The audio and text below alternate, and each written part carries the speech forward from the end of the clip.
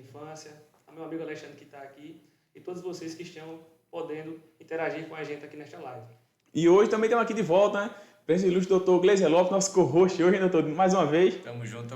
Boa noite, Ed. Boa noite, doutor Maí. Boa noite ao amigo Alexandre.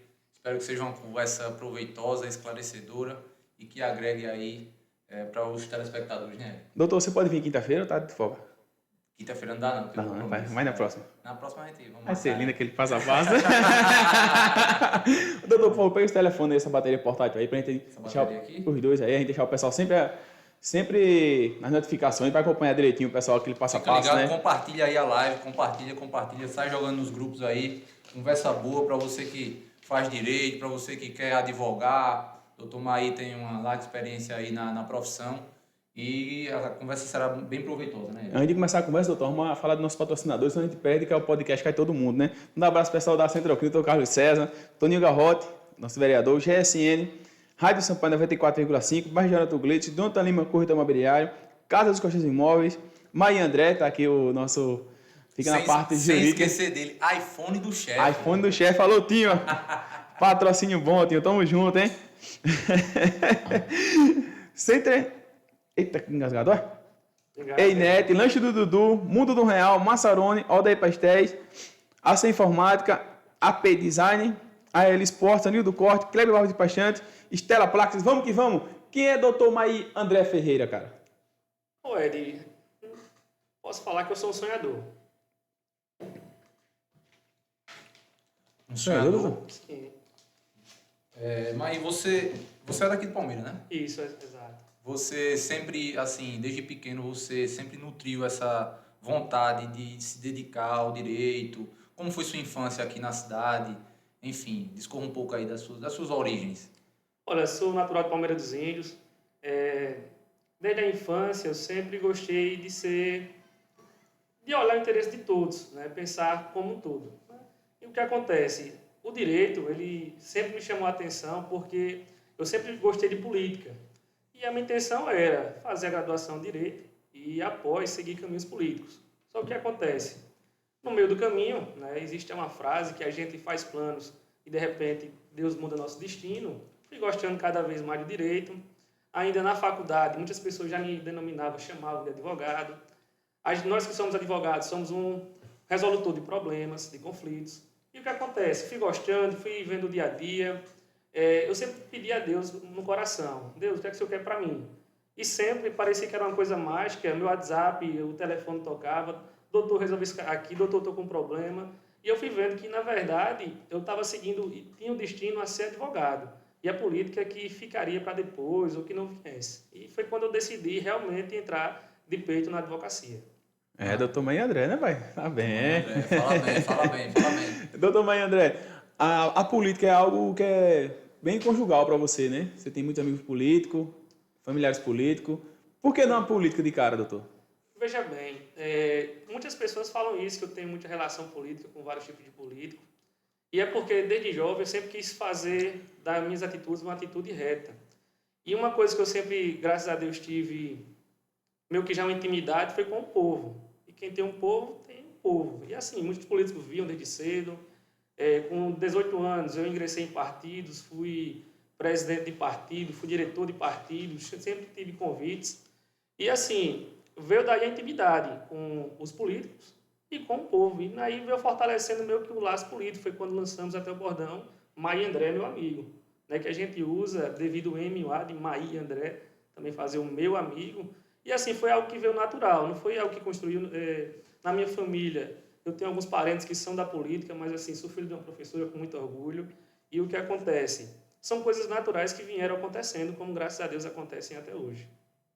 Doutor Maí, no início da sua trajetória no direito, você estagiou, você trabalhou em um outro escritório, como foi o seu início? Ainda na faculdade você já praticava o direito, né? Isso. Então, discorra um pouco a respeito do início, lá do nascedouro.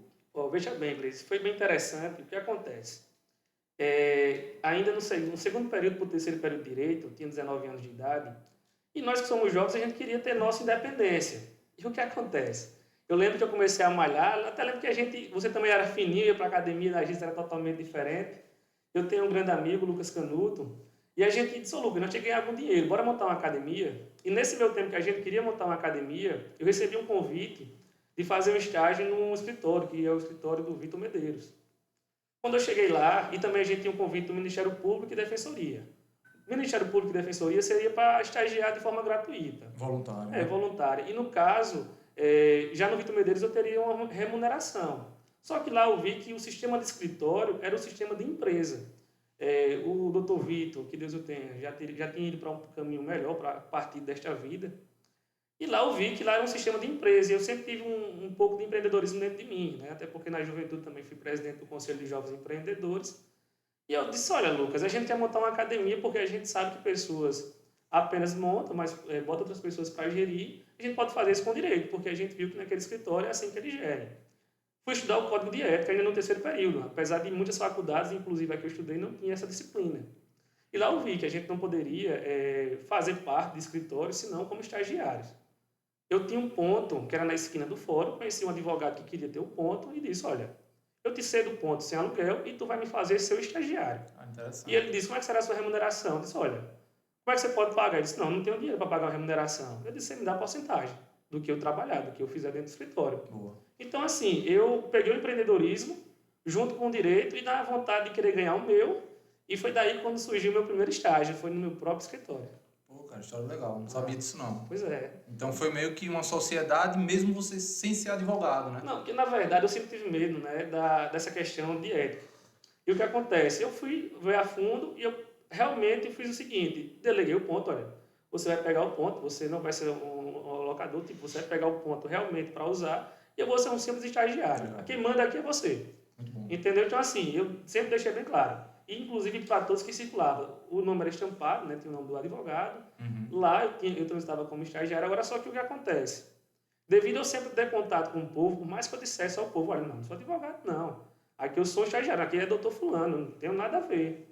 Mas o povo já dizia, não, doutor, eu quero que você vá para a audiência comigo, doutor, eu quero que você me acompanhe. Inclusive, uma vez, eu estava no 5º período, magrinho, xoxo, chegou um cara e disse, eu acabei de colocar minha tornozeleira e eu tenho que assinar hoje no fórum, estou com medo de ficar preso. Tornozeleira, para quem não sabe, é uma medida cautelar que é imposta para, no caso, tirar a restritiva de liberdade. E ele tinha pocado, e um jovenzinho lá, o meu patrão na época não trabalhava na área criminal, eu disse, meu Deus, agora o que é que eu faço? Se esse cara for por fora, ele é preso. Liguei para outro advogado, esse advogado estava em Maceió e ali no quarto, no período de direito, foi meu primeiro contato com a advocacia criminal. Ele me mostrou os meios, trilhei, e assim, sempre com muita coragem, mas ele sempre deixando claro, não sou advogado. E nesse caso, o cara, mesmo estando errado, disse, não, doutor, quem tem que ir comigo no fórum é você. E foi assim que foi seguindo a minha história na advocacia. Quer não, esse contato com o povo cria um vínculo, né? E a partir desse vínculo cria uma relação de confiança. Exato. Entre o jurisdicionado e você, que no caso ainda não era advogado, Isso. Mas as pessoas visualizavam já você como advogado, né? Isso, perfeito. Ô, doutor Meio André, como você leva o cara aí para o fórum e pôr com a tornozeleira? Qual seria a penitência dele ali, cara, lá no fórum? Olha, eu não vou entrar neste mérito, porque cada caso é um caso. Eu citei mais esse exemplo para você ver como foi o meu início. Mas, assim, cada cliente que chega, a gente tem que tratar como único e ver a circunstância. Ele pocou porque eu não recomendo nunca que poquem. Mas, assim, aconteceu, foi andar de moto, caiu, ela pocou. Assim, não vou entrar no mérito porque cada caso será um caso. Eu recomendo que nunca faça. E se vier, mais uma vez, devido a essas circunstâncias, a gente vai ter que analisar qual seria o melhor para ele naquele momento, o que fazer. Estamos aqui com o futuro promotor de justiça. Doutor Gleisi Lopes, você como promotor, o que faria, cara? Cara, com todo respeito, Gleisi, eu teria o sarrafo para advogado. Como o Maí falou, né? Cada caso é um caso e não tem como a gente julgar abstratamente um caso que seria em tese concreto, né? Então fica até difícil idealizar uma situação dessa. Mas, Maí, voltando à sua trajetória, você decidiu, então, a partir dali, quando se formasse, já se lançar a advocacia. Então, não tinha outro caminho possível para você na área do direito. Porque a gente sabe que o direito ele tem um leque de opções. E você teve a oportunidade de estagiar no seu próprio escritório, né? Uma situação até anômala. E, a partir dali, você se encontrou na advocacia e já decidiu que queria a advocacia assim que terminasse, ou você cogitou outras possibilidades após a conclusão do curso? Não, na verdade, por mais que eu já tinha, eu sempre visualizava o escritório como um empreendimento. Lá eu tinha como estágio, recebia minhas partes, né, minha cota parte, mas o que acontece? Eu ainda tinha a vontade de ingressar na política. Na política. Então, assim, até a conclusão do curso, foi quando eu saí agora, estudo para a OAB, eu mantenho minha posição firme na política, né?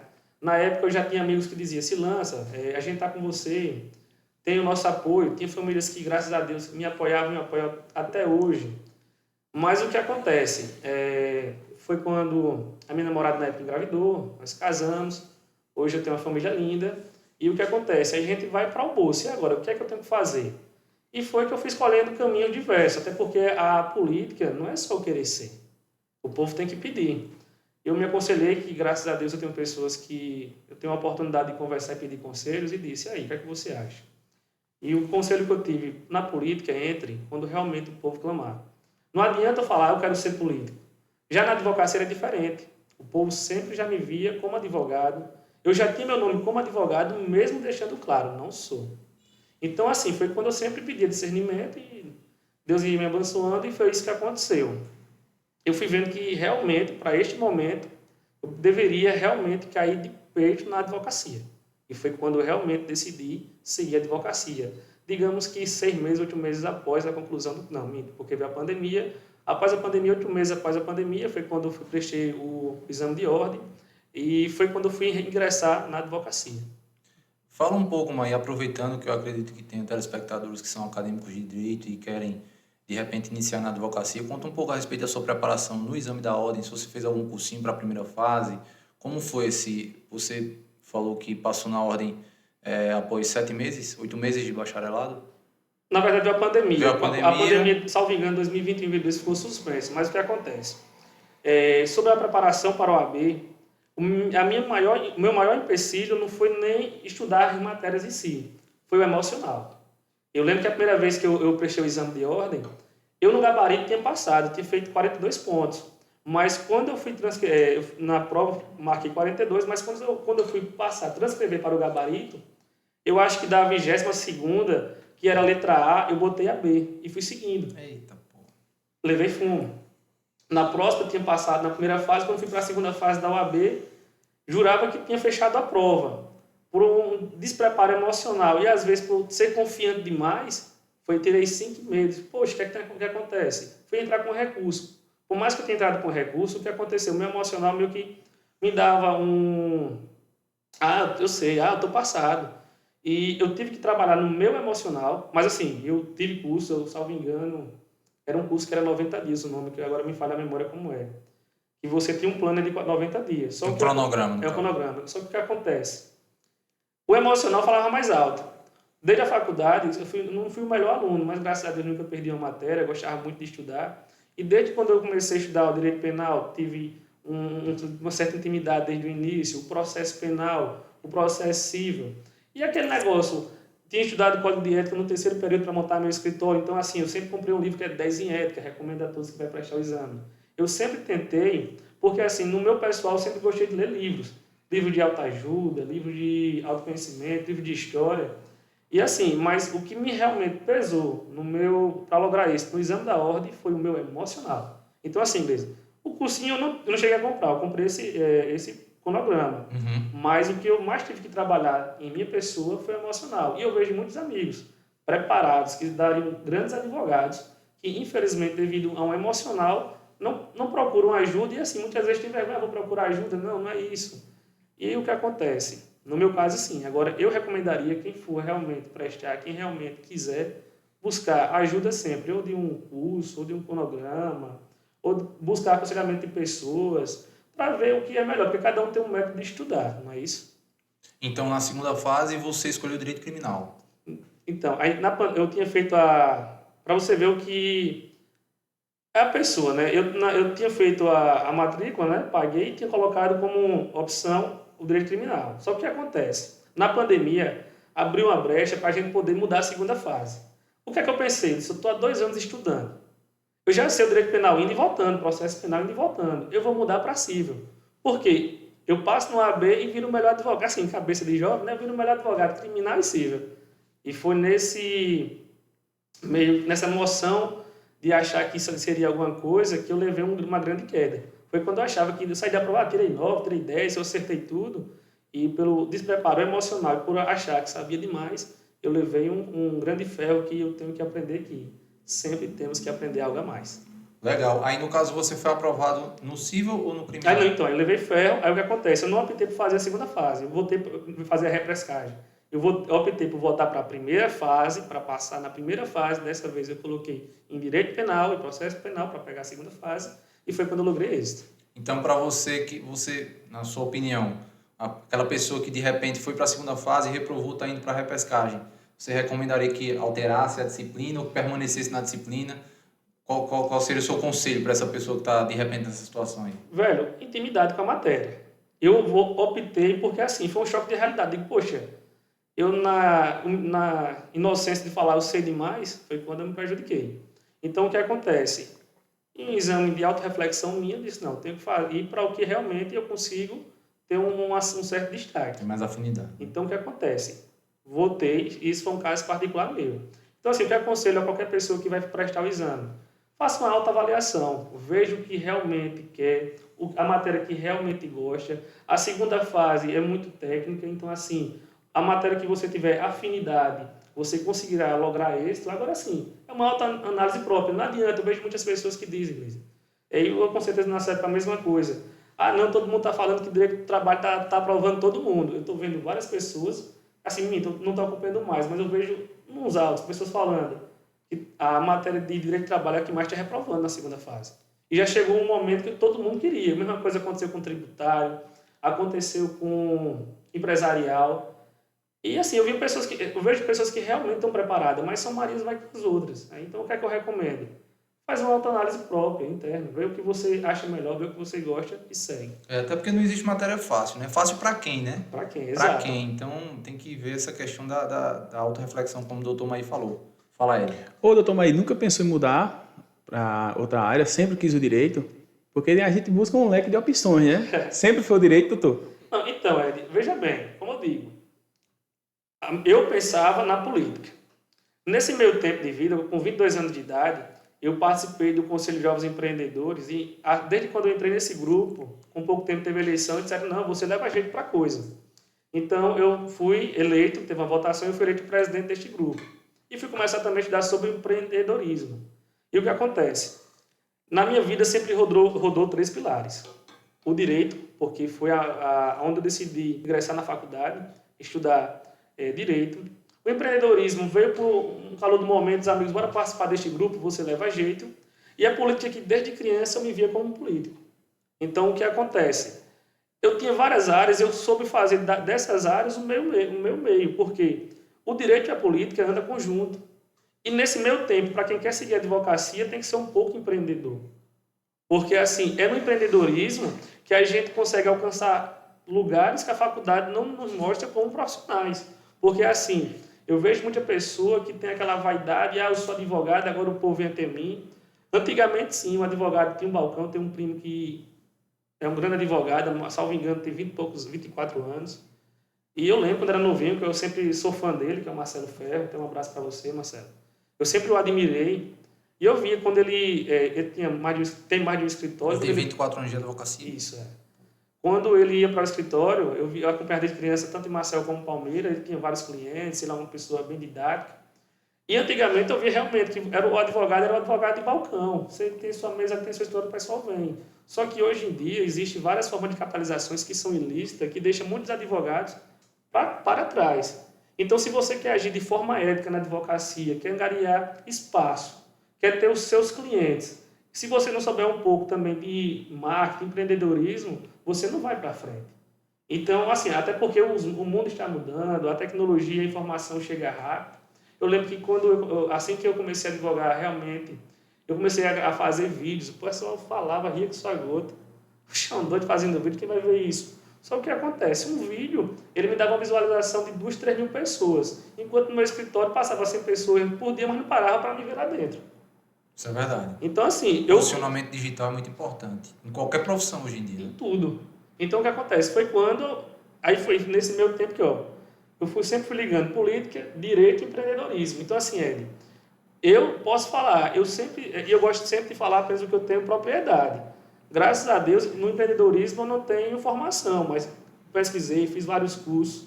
Desde dos 22 anos de idade, hoje recente fez 30 anos. Então, assim, nesses 8 anos, sempre empreendedorismo, políticas, tinha um MBA em Ciências Políticas, tenho minha graduação em Direito, pós-graduação em Direito Penal e Processo Penal. Então, assim, hoje eu falo com base em propriedade que eu tenho nessas áreas. Então, assim, agora, vamos lá, uma profissão que eu admiro muito, o de promotor, né? Até parabenizo mais uma vez o meu amigo Gleice, porque sempre acompanha seu esforço. Promotor, eu gosto muito, né? Então eu queria ter perto de mim, amarrado debaixo da minha cama. Brincadeiras à parte, e com respeito a todos, assim, eu vejo que, e até me perdoe, doutor Gleice, porque assim, eu vejo que o Ministério Público, às vezes, é muito genérico, com os magistrados. Hoje em dia, o que mais prende em primeira instância é por garantir a ordem pública. Você vai fazer uma audiência de custódia, eu lembro que eu tive um cliente que pegou, que hoje as leis se alteram. E para não errar, mas eu vou falar por alto sobre este caso, hoje em dia existe a lei para adulterações de veículos automotores, que aquela pessoa que é um condutor, aí pegou a moto só para pegar uma criança. Nesse caso, eu lembro que um cliente meu pegou a moto para levar a irmã na faculdade. Pegou a moto emprestada de um amigo, era pedreiro, pegou a moto, pegou a irmã que estava gestante, levou até o ponto da faculdade. A polícia foi e prendeu ele. Velho, era um servente pedreiro que pegou a moto emprestada para levar o irmão. A moto era clonada e a pessoa que comprou não sabia. Foi para a delegacia, o meu cliente, o proprietário da moto confessando, não, esse rapaz é um coitado, não tem nada a ver, e a pessoa que vendeu. A pessoa que vendeu confessou, não, eu sabia que a moto era assim, mas não quis dizer. Zona rural, meu cliente dormiu na delegacia. Foi preso, foi para a audiência de custódia. Na audiência de custódia, o Ministério Público ele poderia ter mais empatia, né? O promotor deveria ver realmente a situação. Tem o próprio canal desse custódia, só vai a pessoa que está custodiada por lei, não pode levar testemunhas nem entrar no mérito da questão. Só que assim, eu sempre tento pegar as brechas no que eu posso usar. Nesse processo, eu usei um pouco do inquérito que estava ali. Velho, por que o Ministério Público não poderia ter empatia? Porque o promotor não poderia ter empatia com esta pessoa? Isso é um caso que eu estou tratando específico. Eu sei que vários outros casos, realmente, o Ministério Público tem que vir em cima. Não estou aqui para defender a pessoa que... Não estou falando que é certa a atitude de uma pessoa que é presa, mas estou falando nesse caso em específico. Porque um promotor não tinha empatia, minha gente. Porque o magistrado não tenta pegar mais leve. Qual o risco à ordem pública, me perdoe assim quem não entender, mas assim, qual o risco, doutor, que a ordem pública iria causar um cidadão que pegou uma moto emprestada? Sendo que em sede da delegacia tinha a pessoa que confessou. Então, assim, esse é o meu ponto de vista como advogado. Eu sei que o promotor vai ter o lado dele. Não, sim. Só que assim... não tem nem como eu opinar que eu não conheço nada do caso, né? Mas é porque a audiência de custódia é feita 24 horas após a prisão. Isso. E é realizada só para verificar a regularidade justamente da prisão, né? Então, aquele inquérito, aquela peça ali está muito embrionária. Então, não tem nem investigação, não tem nem como você esclarecer os fatos. E a gente sabe também que o inquérito ele tem um contraditório mitigado, né? Exato. Todos os elementos de informação que são colhidos no inquérito, eles serão novamente refeitos em sede de ação, onde terá o contraditório. Então, assim, muitas vezes ali na audiência de custódia, fica difícil para o promotor verificar a realidade dos fatos. Por quê? Porque é 24 horas após a prisão. Então, o inquérito está muito no nascedouro. Então, assim, é um pouco complicado também você julgar a postura do promotor nesse caso. Por quê? Porque está muito embrionário. Então, assim, existem vários fundamentos, e eu também não conheço o caso concreto, estou dando uma visão imparcial, uma terceira pessoa, mas, realmente, o nosso sistema eu acho que precisa ser aperfeiçoado. Precisa. Acho que nem a defesa, nem a acusação, nem a própria magistratura, acho que todas as forças que colaboram para a consecução da justiça uma reivindicação comum que existem vários institutos que merecem ser aperfeiçoados. Exato. Então, é uma discussão que eu acredito também, cara, que apesar de aparentemente estarem em polos antagônicos, todos os atores da justiça eles estão ali comungando para que haja justiça no caso concreto. Exato. Uma coisa que precisa ser esclarecida também é que o Ministério Público ele não está ali para acusar por acusar. O Ministério Público ele pode, inclusive, pedir a absolvição do cara se houver elementos para isso. Algo que, por exemplo, a defesa não pode fazer. Jamais você pode pedir a condenação do seu cliente. Até feriria o Código de Ética. Você vai buscar, e com razão, é a missão constitucional do advogado, defender o cliente e buscar a melhor tese. O Ministério Público não está vinculado à acusação, o Ministério Público está vinculado às provas dos autos. Exato. Então, assim, nesse seu caso aí, não sei, não conheço o caso, mas eu acredito que estava uma fase muito embrionária, enfim. Mas, diante da sua experiência na advocacia criminal, um caso que mais lhe chamou a atenção e que você, de repente, poderia, claro, resguardado o sigilo profissional, compartilhar aí com o pessoal, enfim, algum caso icônico, uma causa que você daria como perdida e que você conseguiu construir uma tese e obteve sucesso no bojo processual. Compartilha aí, doutor Maí. Olha, inclusive, esse caso é recente. Foi um caso que, para você ver como hoje em dia o judiciário, né, nesse caso, esse cidadão tinha sido preso em flagrante e ele estava há 20 anos foragido. Né? Então, assim, de um crime de homicídio. A família contratou um advogado. O advogado falou para a família que nem 10 advogados tiraria ele da delegacia, da cadeia, e ele realmente desceria para o presídio, porque no primeiro momento a polícia faz a prisão em flagrante, ele é custodiado em sede de delegacia, na custódia não logrando êxito, não conseguindo a liberdade do cliente com as medidas cautelares, ele desce para o presídio. Nesse caso, a família chegou e, bem triste, chorando, desesperada, contratamos um advogado, o advogado chegou na gente agora e disse, é melhor no presídio do que em casa. Só que o que acontece?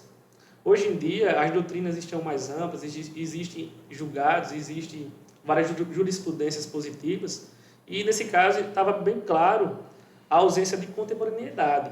Eu disse para a família, existe aqui uma margem. E assim, hoje eu faço parte de uma comunidade que é Criminal Player, que é junto com o Mauri Lopes, o maior criminalista do Brasil, Alexandre de Moraes, grande e outros advogados.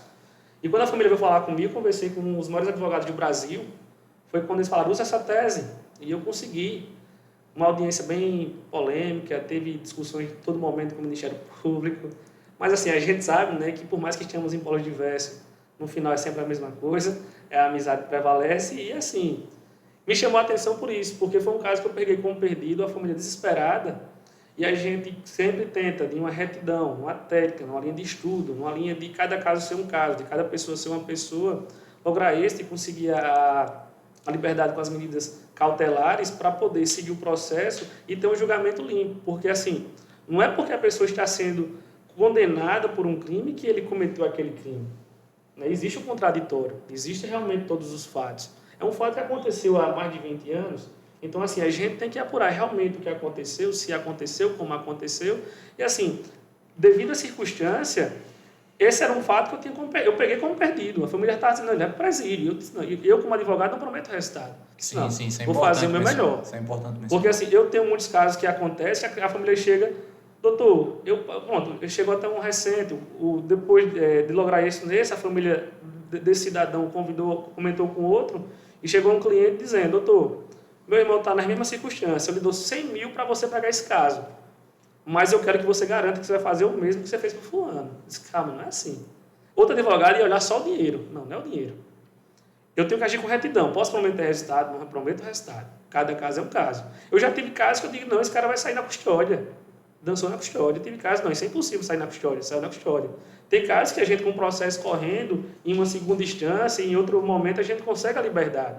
Então, assim, cada caso é um caso, sempre agindo de forma ética, com a retidão na profissão. Porque, assim, hoje a advocacia criminal, muitas pessoas falam, é perigosa. Não. Toda área de direito é perigosa. E recentemente, um advogado foi morto, foi assassinado, porque ele estava manipulando jogos. Muitas pessoas, na época, falaram que ele era um advogado criminalista. Não, ele era um advogado civilista. Hoje, na advocacia, em qualquer profissão, você tem que ser reto com o seu cliente, verdadeiro. A advocacia não pode prometer resultado. A gente tem apenas que vai provar, com base no nosso esforço e nos nossos estudos, que iremos conseguir o melhor para nossos clientes. Doutor Maidel, o pessoal está perguntando aqui, por que antes de assinar um contrato, procura um advogado? Porque, assim, hoje em dia, existem vários contratos tendenciosos, né?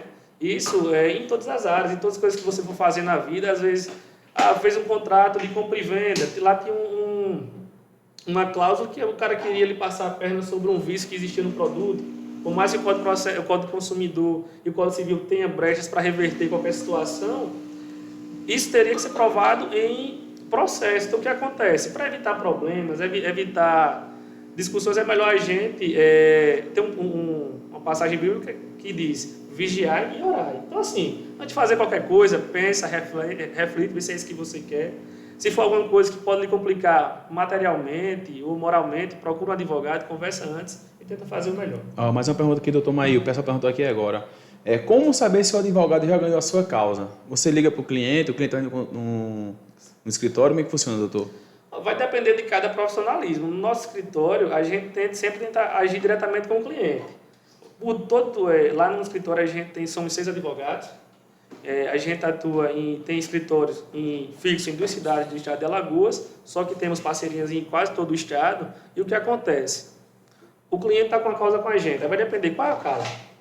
Se for um caso, uma pessoa está custodiada, vai ser um alvará de soltura. A gente já liga para a família e diz, olha, conseguimos o êxito. É uma ação previdenciária, ali vai recair um benefício do INSS. Tem que saber se é aprovado ou não. A gente faz acompanhamento, se for administrativo, vê o meu INSS, se for processualmente, vê se está ali em primeira fase ou eu juiz federal, e vê. Logrou êxito, já liga para o cliente. Então, assim, essa é a maneira do nosso escritório agir. É um processo civil. Hoje saiu uma movimentação, foi uma decisão interlocutória favorável, foi uma sentença, alguma coisa positiva, já liga para o cliente. Do mesmo jeito também, se for uma decisão contrária, a gente tenta ligar e tenta estar ativo. Agora, esta é a nossa metodologia de trabalho. Existem profissionais que preferem, não no primeiro momento, avisar. Doutor, liga para a pessoa, para a família, vem até o escritório, vamos conversar pessoalmente. Agora sim, lá no meu escritório, a gente tenta diretamente estar sempre com o cliente. A gente tenta ser mais humanitário, uma advocacia humanizada. Doutor, tem mais uma perguntinha aqui, ó. Pergunta ao doutor Maí, como é que eu vou saber se o advogado está trabalhando no meu caso? Então, isso é uma coisa que acontece e eu vou ser bem sincero a todas as pessoas que perguntam, principalmente as que não são da área de direito. Existe vários tipos de casos e existe hoje uma advocacia muito mentirosa, porque a justiça é lenta. Muitas pessoas chegam até mim e dizem, doutor, eu estou com um processo há 2 anos, não tive movimentação, aquele advogado não presta. Eu seria o pior advogado se eu falasse que realmente aquele advogado não presta. A justiça é lenta. As audiências são marcadas com 6, 7, 8 meses. Isso quando é rápido, se não for uma capital. Então, o que acontece? Antes de julgar se o cliente está trabalhando ou não, se o advogado está trabalhando ou não, tenta realmente entender o processo. Como é o processo, como é a fase do processo, como é cada movimentação. Porque, assim, cada processo é um processo, cada caso é um caso. Um exemplo, às vezes a gente acha que numa cidade pequena vai transitar mais rápido. Eu tive em uma cidade pequena, para um processo dar concluso, a pessoa tem que despachar várias vezes com a pessoa o balcão virtual, com o magistrado, porque ele não anda. E às vezes cidade em capital, que de praxe já é mais demorada, às vezes eles conseguem agilizar mais rápido. Então, assim, essa questão de processual, não tem como falar se é um processo que vai demorar ou não. Primeiro, eu recomendo, sempre contrate um advogado da sua confiança e tente sempre realmente entender o que é o processo. Não vai escutar todo profissional que diz, fulano demora mesmo, não. Entenda qual é o processo. Se aquele advogado você contratou com base na confiança que tem nele, tenha confiança, tenha fé e veja realmente como é que está andando. Não vá sair julgando porque, fulano disse que está demorando demais, de fulano foi em 1 mês, de 2 meses, de 3 meses, não. Cada caso é um caso, cada processo é um processo, cada processo tem seu rito. Tem o rito processo civil, tem o rito processo trabalhista, tem o rito processo previdenciário, tem o rito processo criminal, processo penal. Então, assim, é uma coisa que eu não posso garantir. Todos os processos é rápido, não. Saiba a liturgia do processo, confie no profissional que você está contratando, não vá pelo preço, não vá para o cara, vá para uma pessoa que já tem uma credibilidade no mercado e, como eu digo, veja o rito, acompanhe. Doutor, tem mais uma pergunta aqui, ó. Pergunta ao doutor Maí. Quando um advogado sai do processo e entra outro advogado, o que fazer? Um exemplo, você é o meu advogado. Você vai sair do meu processo, vou contratar o Gleiser para ser meu advogado. O que é que eu tenho que fazer? Licença aqui, eu vou só bem rapidinho. Vai lá. Veja bem, nesse caso, a gente vai fazer da seguinte forma. Um exemplo, eu sou um advogado. Aí o cliente vai, eu vou querer botar doutor fulano e tal. No mesmo momento, eu faço o subestabelecimento, eu renuncio àquela causa, o outro advogado vai se habilitar no processo e vai seguir o processo normalmente. A única coisa que vai ter é a troca do seu patrocinador, né? Do seu advogado. Tem mais, doutor Maí André, prepara aí, viu? Tá lotado, doutor. Relaxa, tem mais gente aqui, ó. Como saber se o advogado já recebeu o dinheiro do meu processo, caso eu receba o meu benefício? Veja bem, como é que saber? Primeiro, caso você tenha alguma desconfiança, Se você fez o pedido via administrativa no INSS, no próprio meu INSS que você tem a senha, que acessa através do seu CPF no portal do Gov, você pode ver se lá já foi concedido, se lá já saiu, se foi expedido o alvará. Você pode ir diretamente até uma agência do INSS.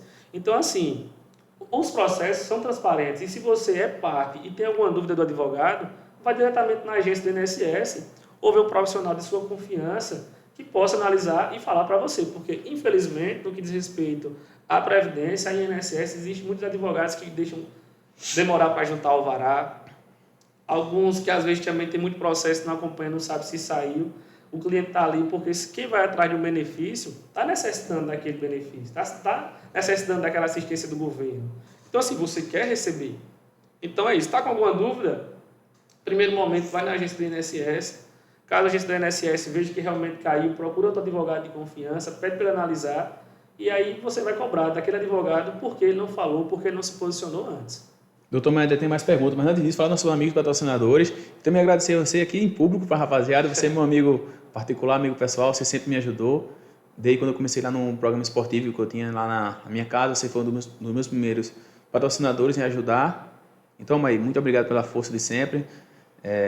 No bom, no ruim, você sempre estava presente comigo, cara. Muito obrigado por tudo. E você sabe que eu tenho um carinho muito grande para você. E um amor de irmão. Vamos embora, doutor Maia, ó. Quantos dias o advogado pode ficar com o processo? Depende, não existe. Se a gente assume o patrocínio de uma causa, nosso escritório, a gente tenta sempre fechar o contrato até lograr isso, até porque a gente vai assumir aquele patrocínio para ganhar a causa. Então, via de regra é isso, pegar a causa para ir até a conclusão, para ir até o resultado final. O que o advogado pode fazer para acelerar o processo? Olha, hoje existem vários meios, né? Uma coisa que eu sempre tento fazer, graças a Deus por ter vários contatos com os balcões virtuais, com as varas, com os tribunais de toda a região, eu tento diretamente entrar em contato, tanto com o balcão virtual ou diretamente com o magistrado, fazer o que muitas pessoas riem, né, que é o despacho, né, que não é aquele despacho que pessoas usam de forma religiosa, é aquele despacho que a gente tem uma conversa. Vamos até o fórum, vamos até o gabinete do magistrado e ali pedimos que ele olhe com atenção aquele caso, porque às vezes já está transitado, já está concluído para a sentença. Às vezes a gente tem um pedido de liminar que ali realmente já deve ser aceito. Em um caso de liberdade, quando a pessoa é de idade, quando tem alguma comorbidade, a gente tenta despachar para pedir uma celeridade. Porque assim, hoje as mesas dos magistrados têm uma pilha de processo. Lá ele não vai julgar se é o processo A, B, C, D, não. É uma número, é uma sequência. Eu vou julgar o primeiro que entrou, o segundo que entrou, o terceiro que entrou. Mas o advogado que tem um caso específico e precisa que ele seja analisado com urgência, eu vou até o magistrado, vou até o gabinete, peço atenção naquele processo e para ter celeridade eu tento fazer o despacho. Doutor Maia André, o pessoal está perguntando muito aqui a você. Relaxa, hein? Agradecer o Alexandre estar aqui presente, sempre está divulgando o nosso trabalho. Eu conheço o Alexandre há quase um ano, Alexandre, mais de um ano, né? Ajudando na copinha de base que eu fiz. Você também, doutor Maia, Palmeiras de Fora. Então, Alexandre, tamo junto, meu irmão. E outro, vamos anunciar a primeira mão, logo, Minha Palmeira no YouTube. Isso aí, filho. Vamos passar aqui os dados para você. Logo, Alexandre tem notícias da cidade para você aqui nesse canal, tá bom? Vamos fechar essa parceria, falta só uns detalhes. E se você não segue, siga no Instagram Minha Palmeira Oficial, Alexandre. Minha Palmeira.l. Vamos lá, doutor Maia André. Como saber qual promotor de justiça viu o meu processo? É porque assim, o promotor de justiça, o Ministério Público, ele sempre vai ser dado o prazo de manifestação diretamente do tribunal. O que acontece? Então, assim, de praxe, mas o Ministério Público tem 5 dias para se manifestar sobre uma movimentação de um processo criminal, de um pedido de liberdade, um pedido de reconsideração de decisão, ou de qualquer fase do processo que realmente deva ser manifestado no Ministério Público. Se for um processo civil que tenha menor, ou tem que ser também intimado da Fazenda Pública, vai ser notificado sempre o Ministério Público.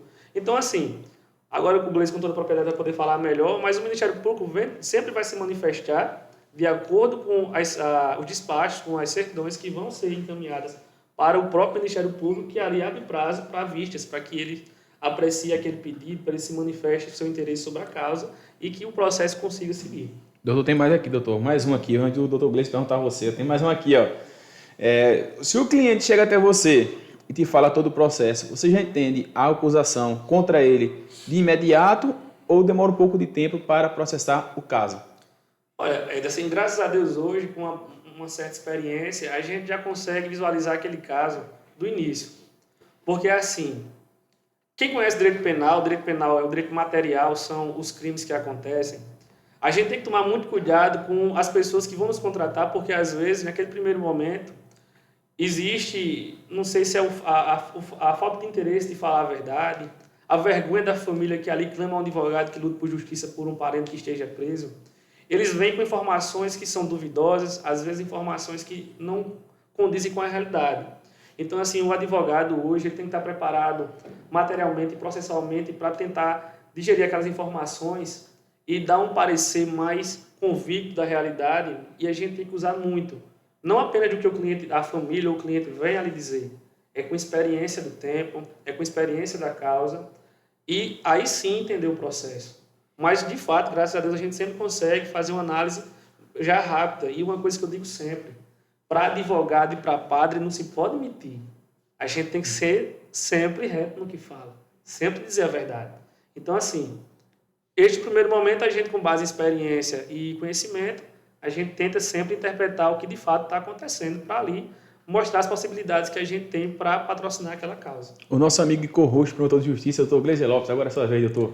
Doutor Maí, voltando ao direito penal, cara, que você é pós-graduado em direito penal, enfim, qual que é, para você, na sua concepção, qual que é o objetivo da pena no direito penal? Olha, o objetivo da pena realmente é fazer com que a pessoa pague com o seu erro.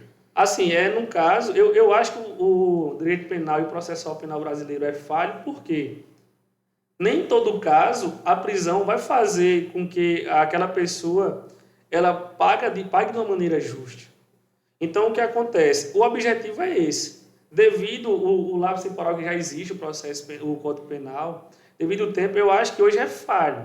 Mas o verdadeiro objetivo da pena, que de forma justa, que cada um responda, pague de maneira com que fez.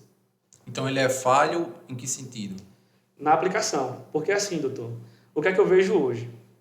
Hoje, como eu mencionei mais cedo, até para realmente esclarecer o que acontece, os magistrados e os promotores, na maioria dos casos, e em muitos desses casos, como eu tenho uma amizade com eles, eles me falam, existe no próprio computador do magistrado do Ministério Público um checklist de informações. Então, você está na audiência, está numa coisa, existiu tal momento, eles abrem uma pasta, lá está ali um resumo de cada experiência de processo que já viveram. E ali ele é genérico no que fala, no que diz. Como eu falo, o que eu ataco e acuso muito essa prisão de primeira instância, porque muitas vezes ela é injusta e nem conta como pena. Então, assim, o que acontece? Eu acho que a maneira de aplicação, de forma genérica em todos os casos, põe em risco o processo penal, o direito realmente do acusado. Então, assim, mas eu não acho que é culpa do Ministério Público ou só apenas do juiz. É da liturgia do que já acontece, é do comodismo. Hoje, a nova advocacia, os novos advogados, que hoje, devido à concorrência, tem que se preparar mais para o mercado, é o que a gente consegue bater. E é por isso que eu falo que seria falho a questão das penas, porque a gente não só usa o que está no Código. Se a gente fosse usar o Código Penal, seria uma maravilha. Se a gente fosse usar o que deveria ser usado no Brasil, a Constituição Federal, a gente iria ver no País das Maravilhas. Só que as brechas que existem em todos os processos faz com que várias penas sejam injustas para a aplicação daquele caso, no meu ponto de vista. Uma das maiores deficiências, eu acho, no processo penal e na ciência processual como um todo, no direito brasileiro, é o cumprimento e a concretização do direito fundamental da duração razoável do processo. E, no âmbito criminal, isso causa diversas adversidades, tanto para o réu quanto para o processo penal em si, porque o devido processo legal deve ser justo. Exato. E você, na visão de um criminalista, como o sistema ele pode aperfeiçoar-se no sentido de dar maior concretude à duração razoável do processo? Porque a pena tardia ela não cumpre sua finalidade. Então, a morosidade processual é um grande problema e eu acho que a rediscussão de institutos que visem dar concretude a esse direito fundamental deve ser uma temática abordada entre todos os operadores do direito. Você, na visão de um criminalista, o que é que você propõe, o que é que você achava que deveria ser aperfeiçoado para que a duração razoável do processo ela pudesse ter maior efetividade, principalmente no direito penal? Primeiro ponto, que seja realmente sempre executado o que é dito nos códigos. Porque a morosidade não é apenas no direito criminal, são em todas as áreas. Devido a isso mesmo que você falou, a morosidade que acontece. Então, o que é que eu acho que deveria ser feito? A reestrutura de todo poder para realmente a gente começar a executar o que diz a lei. Um exemplo, no direito americano, no direito common law, lá com base nos costumes, de imediato são apreciados penas e os casos. No Brasil, hoje acontece um caso, um fato, a gente vai em primeiro momento para uma audiência de custódia. Em grandes capitais, a lei é clara, aconteceu a prisão, a gente tem 24 horas para poder fazer a audiência. Caso não, essa prisão já é ilegal. Isso não sou eu que digo, são os entendimentos. Só que o que acontece? Eu já peguei uma capital que demorou uma semana para fazer uma custódia. E isso no carnaval. Então, o que acontece? A morosidade é culpa minha? É culpa da demanda? Mas se tem uma demanda, deveria ter pessoas capacitadas para fazer. Então, se não cumpriu o que está no Código Penal, no processo penal, então o que é que acontece? Que seja decretada a prisão ilegal. Um exemplo das audiências. A gente tem prazo para ser marcado cada audiência. Eu tenho audiências que a gente marca para 1 ano, 2 anos, 3 anos, e aí, magistrado, o que acontece? Vamos recorrer o processo como? Pera lá, vem aqui. Não, doutor. É devido ao acúmulo de causas. Mas eu tenho culpa? O cliente que está custodiado tem culpa? Se não for um processo criminal, for um processo civil, que eu vejo muito com meus amigos advogados, a gente tem culpa se o sistema judiciário está lotado? Se o sistema civil não está dando mais? Velho, é só seguir a regra. A gente, como criminalista, a gente sempre clama muito que siga as regras do jogo. E as regras do jogo é simples. Tem um manual, tem o código das leis. Então, o que acontece? Vamos seguir o que está no código? Vamos seguir a duração razoável do processo? O princípio da celeridade? Vamos seguir o que diz todos os artigos certinho? Não, mas por que não faz? Porque o Estado diz que não tem recurso para manter o judiciário. O judiciário que realmente é procurado com diversas demandas e lota e faz com que atrase todos os processos. Na justiça criminal, um exemplo, os juizados criminais que veio para desafogar as varas criminais. Hoje em dia tem uma superlotação devido brechas que tem. No caso assim, eu vou falar por alto, sem querer entrar no mérito da Lei Maria da Penha. Existem muitas pessoas que é presa no primeiro momento, que naquele mesmo momento, após que a parte é levada até a delegacia e ali fica custodiada, a própria companheira fala que mentiu, fala que omitiu alguma verdade, que no momento de raiva quis denunciar, e enche o sistema judiciário por coisas que não deveria estar ali correndo, que é uma coisa que em sede delegacia deveria resolver. Então, assim, eu acho que deveria fazer uma reestrutura de poderes, para que pudesse dar celeridade e também comportar a demanda que entra. No caso, tem uma certa relação com essa primeira pergunta. O que é que você acha sobre a permissibilidade ou não da execução provisória da pena no direito penal? Como assim? Explique.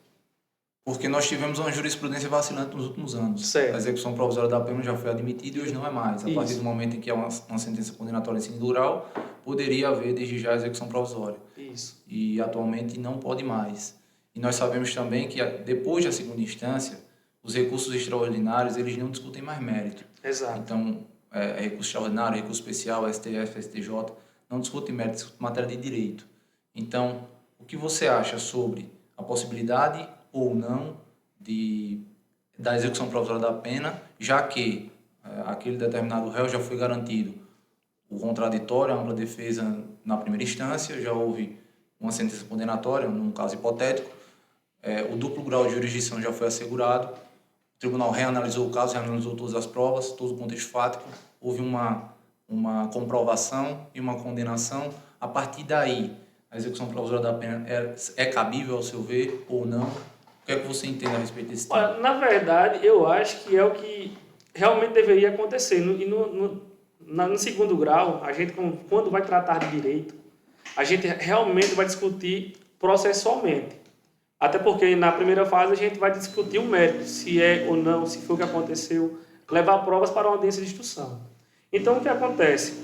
Após a audiência, vindo a sentença, e aí o processo começar a correr em segundo grau, eu acho que realmente deveria ali começar a apreciação da pena, não apenas de uma maneira genérica com a pena de direito, ali de realmente ser rediscutido e discutido que realmente vai fazer com que aquele cidadão alcance o objetivo da pena, que é punir e que ele pague com que realmente se deve. Tipo, é uma pena justa, é o contrapeso da justiça. Você errou, agora tem que pagar. Então, assim, nada mais justo que naquele momento se execute o que é cabível de forma legal para que aquela pessoa pague de forma com que a lei diz. Então, na sua visão, tendo uma condenação em primeira instância, havendo a reapreciação por um tribunal de segunda instância, havendo a confirmação da condenação, na sua visão, já seria possível a execução provisória da pena nesse caso?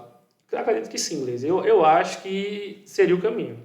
Seria o caminho. Isso. Porque atualmente nós temos um entendimento dos tribunais superiores que é preciso aguardar o trânsito em julgado, ou seja, o exaurimento de todos os recursos possíveis, inclusive nos tribunais superiores, e nós sabemos que isso acaba privilegiando aqueles que têm um poder aquisitivo maior, porque nem todos têm, principalmente os menos favorecidos economicamente, têm a oportunidade de constituir escritórios grandes de advocacia que tenham essa possibilidade de ingressar nos tribunais superiores. Exato. Então, a minha pergunta ela entra justamente nesse âmbito.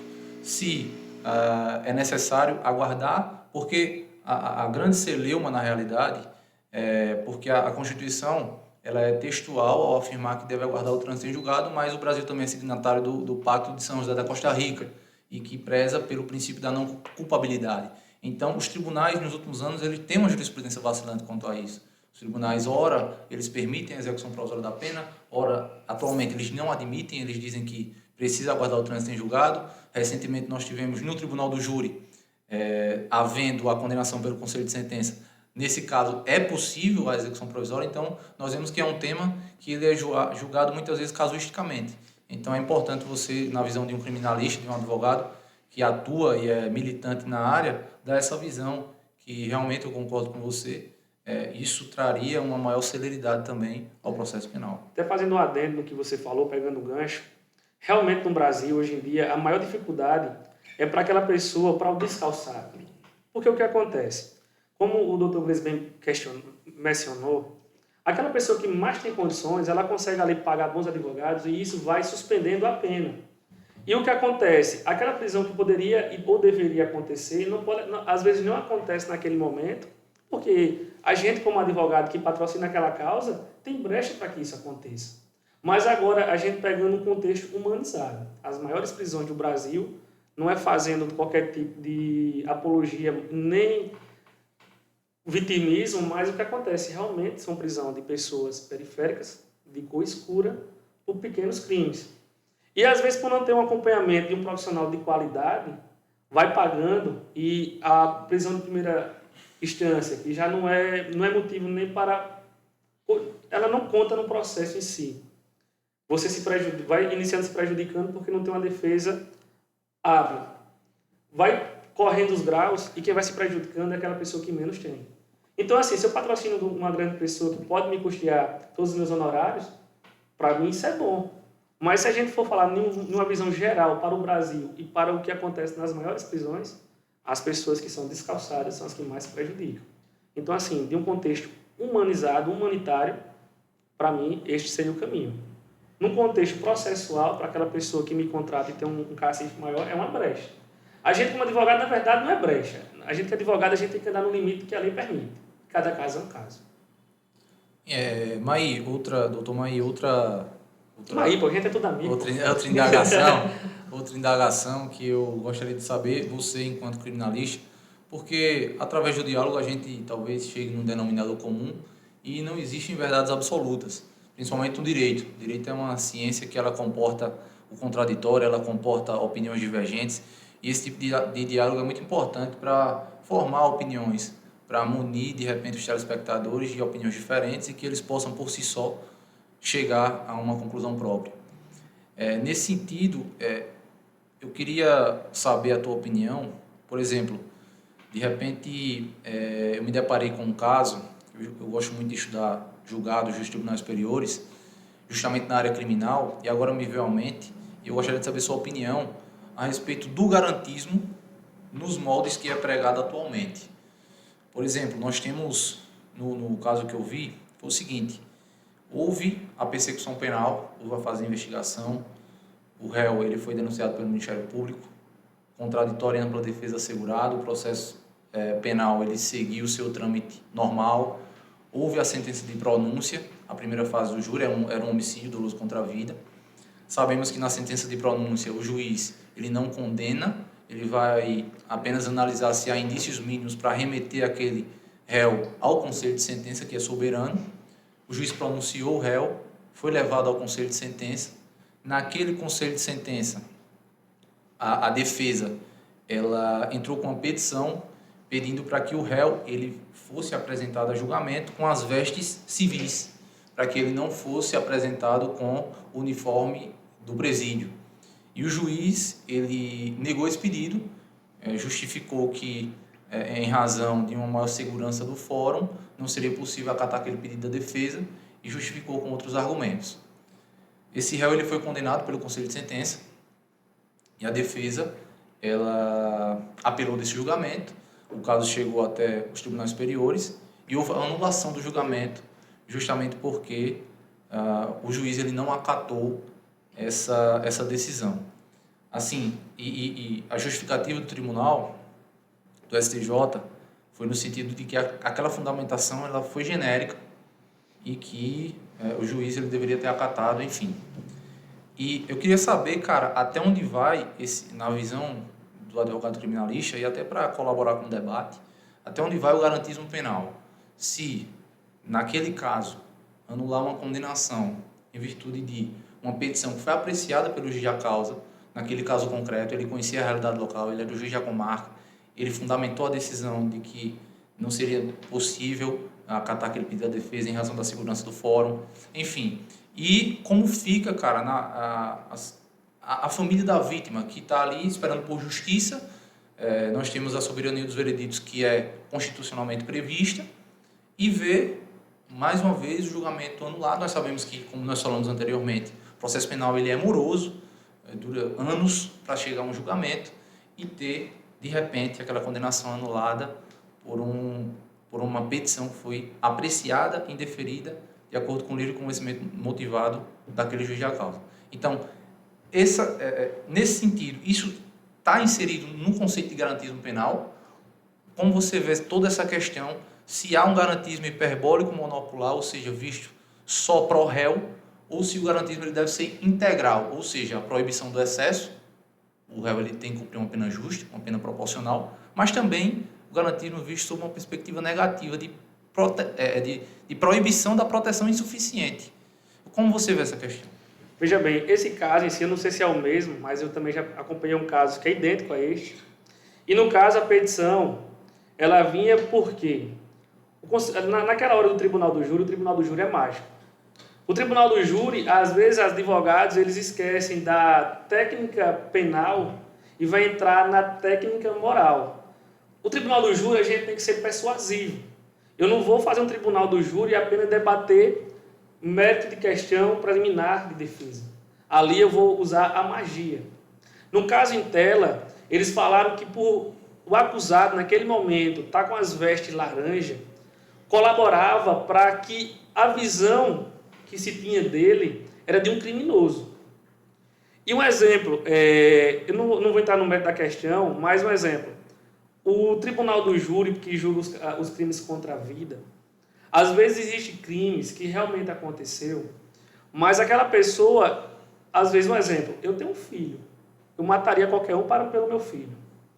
Se alguém mexesse com o meu filho de uma maneira que tivesse que ter uma resposta de emergência, de urgente, naquele momento eu iria agir de forma sem pensar.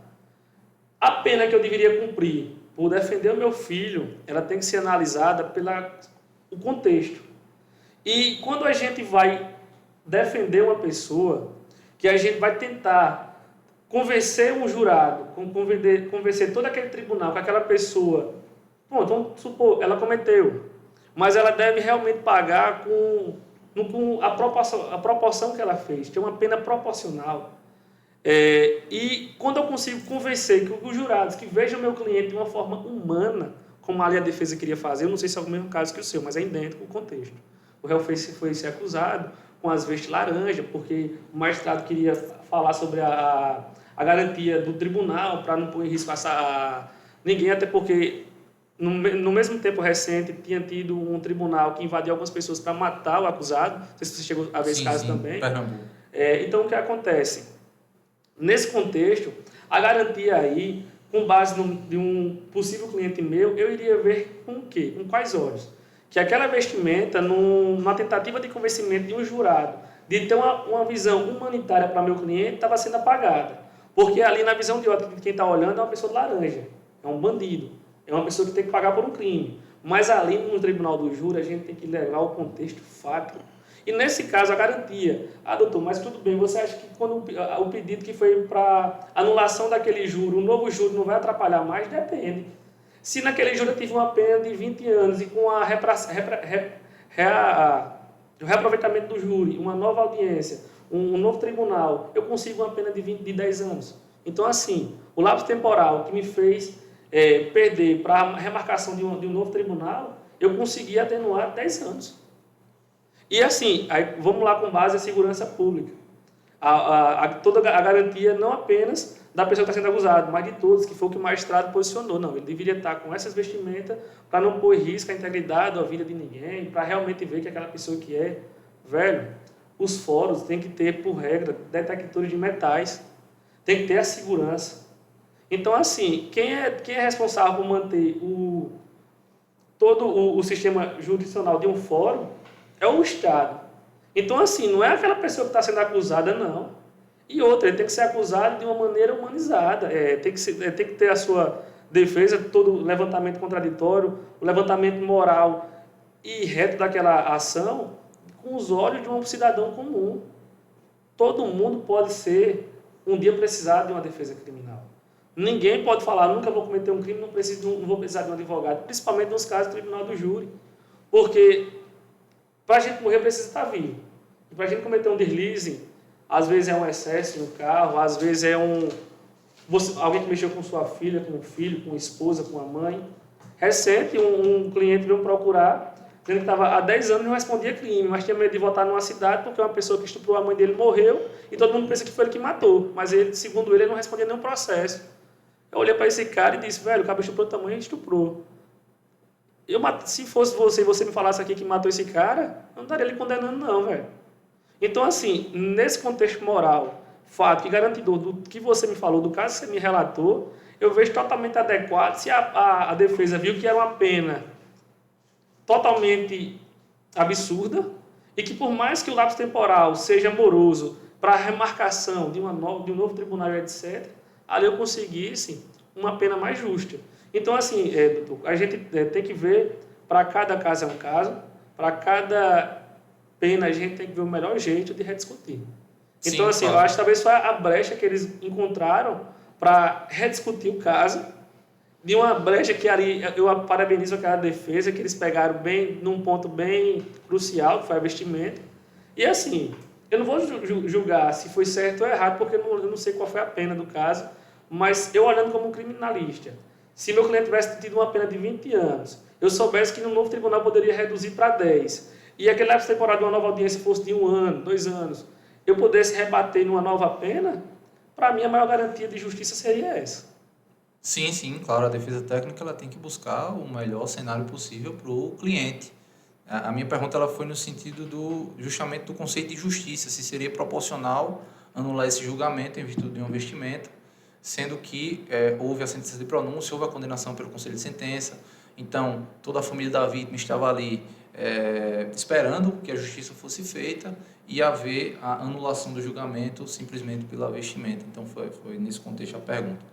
Mas vai lá, Ed. Vamos lá, tem uma pergunta aqui no chat do YouTube. Ó.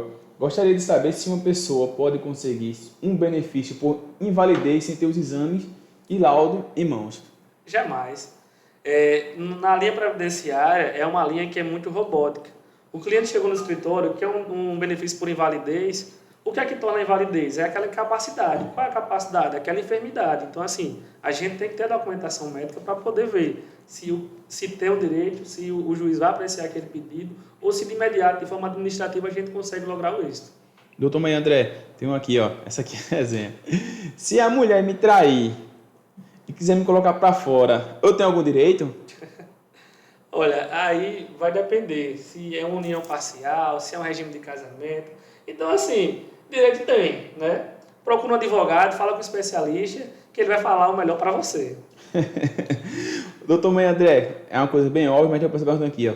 O que será estudado em um curso de Direito Penal para quem está começando agora? Olha, veja bem, eu vou ser bem sincero. Na faculdade, a gente vai estudar o beabá. Se você for querer adentrar no mercado, no mundo do direito criminal, se você quiser ter uma atuação profissional, olha, eu fiz a pós-graduação, mas eu vou ser sincero, o que me fez realmente começar a ter um êxito, um sucesso na advocacia, foi quando eu me juntei na comunidade criminal player, que lá onde eu conseguia conversar com grandes advogados e consigo conversar com grandes advogados a nível brasileiro e nacional. Então, assim, foi o convívio com os melhores, foi a metodologia de estudo de melhores, foi estudando casos, foi vendo coisas mais especial da lei que eu consegui ver e um caminho mais reto para a advocacia criminal. Porque o direito penal, tratar de faculdade, é para cumprir aquela tabela e ali no final você prestar seus 3 exames, salvo engano, e conseguir avançar de período. Então é bem genérico. Vamos lá, doutor. Ó. Como o direito penal enxerga o crime? Olha, o direito penal ele enxerga o crime de uma forma clara. É o crime. O maior ponto em questão é de como cometeu, se realmente cometeu e como é que vai acontecer dali por diante. Doutor, quais os assuntos mais caem no direito penal? Assim, eu não entendi. É a nível de concurso ou a nível de atuação? Se for em nível de atuação, os casos que mais acontecem é o Maria da Penha e o tráfico de drogas. Doutor Mãe André, os estudantes de direito, o que os estudantes têm que saber, no mínimo? O beabá do direito. Ó, quais os 3 elementos da teoria e do crime? Rapaz, entre os 3 elementos da teoria, fato típico, culposo.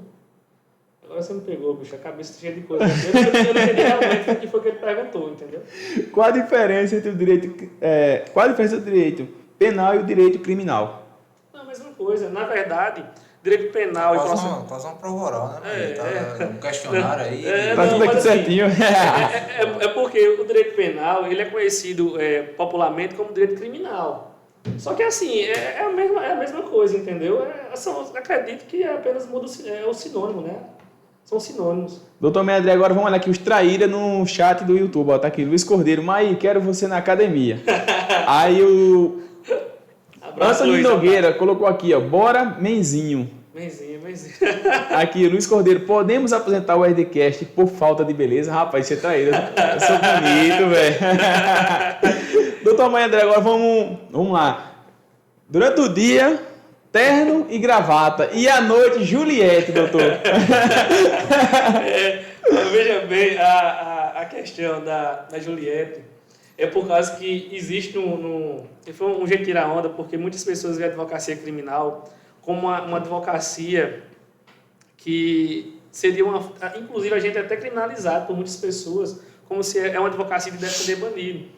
E a Juliette é para entrar na onda dos cria, né? Que tem muito advogado, amigo meu que diz, advogado dos cria, e advogado dos cria. Então, assim, é uma maneira meio de descontrair. Eu não sou de levar para o pessoal nada que falam. E eu lembro que quando eu via, todo mundo dizia, meta a Juliette, e aí cadê os cria? Eu comecei a aderir, que nem quando eu comecei a brincar de Lili Cantor, né? Apesar de ser antiético, hoje por ser presidente da Comissão de Fiscalização Profissional da Advocacia da 3ª Subseção, eu não brinco mais com Lili Cantor, porque aí eu estou cometendo infração ética de promoção pessoal. Mas o que acontece? São gírias, são bordões que acontecem no dia a dia que a gente tem que entrar mesmo, entendeu? Vamos lá, doutor Gleice, agora é contigo, pai.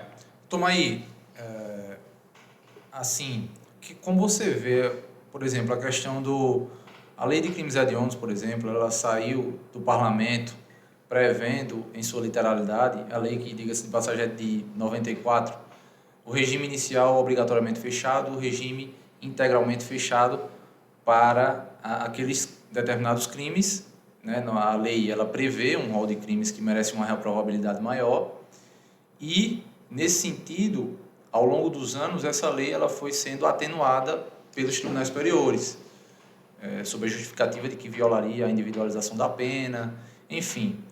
Na sua visão, você acha que esses crimes eles merecem uma reprovabilidade maior? Claro, um parênteses aqui, nós sabemos que com o pacote anticrime há uma diferenciação no termos de porcentagem, de progressão de pena, enfim. Exato. Mas você não acha que a maneira como a lei saiu do parlamento, ela resguardaria mais a sociedade no que diz respeito à punibilidade desses crimes que assolam a sociedade, os crimes de maior gravidade? Sabemos que a lei de crimes hediondos ela elenca uma série de crimes, né? Nós adotamos um critério legal. O crime hediondo não é aquele crime feio, aquele crime com requintes de crueldade, como saem nas reportagens. Não, o crime hediondo é aquele que a lei diz que é. E o parlamento ele selecionou um rol de crimes que merecem uma maior probabilidade. Como é que você vê essa vontade popular representada pelo parlamento e, posteriormente, essas atenuações que foram feitas pelos tribunais superiores que acabou flexibilizando a lei na sua redação original?